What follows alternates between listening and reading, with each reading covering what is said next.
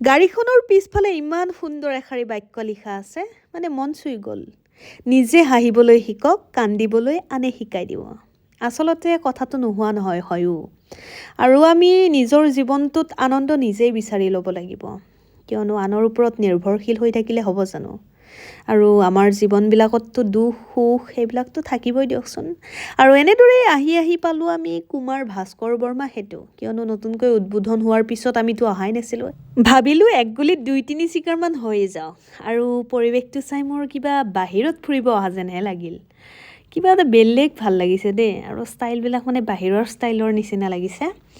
আৰু আমাৰ মামাই কিন্তু কিছু কাম কৰিছে দেই, মানিব লাগিব। আৰু কমন চেন্স নোহোৱা কিং কোব্ৰাবিলাকৰ কথাটো ক'বই নালাগে। চাওকচোন ইমান বেয়া দেখাকৈ পিকাইছে, চি লাজে লাগি যায়।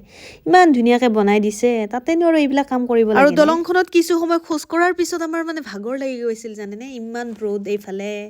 আৰু আমাৰ পানী পিয়াহ লাগিছিল, পানী নাপায় তাতে আইচক্ৰীম বেপাৰী এটা পালোঁ আৰু কুলফি লৈ পেলাই এনেকৈ খাই ল'লোঁ। আৰু কুলফি খাই লৈ আমি গুৱাহাটীত কিবাকিবি কাম আছিল সেইবিলাক কৰিলোঁ।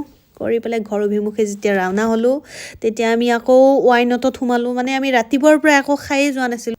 বাৰু মোৰ মানে বহুত বেছিয়ে ভোক লাগি গৈছিল, আৰু ভোক নিবাৰণৰ উদ্দেশ্যৰে আমি আহিলোঁ আদাবাৰীস্থিত ৱাইনটত। ইয়াতে বোলো চাহ তাহ কিবাকিবি খাই লওঁ।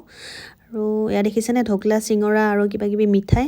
আমাৰ অৱশ্যে দুপৰীয়া এটা নিমন্ত্ৰণো আছিল বৰমাহঁতৰ বাৰ ঘৰত। এতিয়া যিহেতু দুপৰীয়া সময় হৈয়ে গ'ল অলৰেডি, গতিকে তাহাঁতৰ ঘৰত গৈ পাওঁতে আমাৰ গধূলিয়ে হৈ যাব।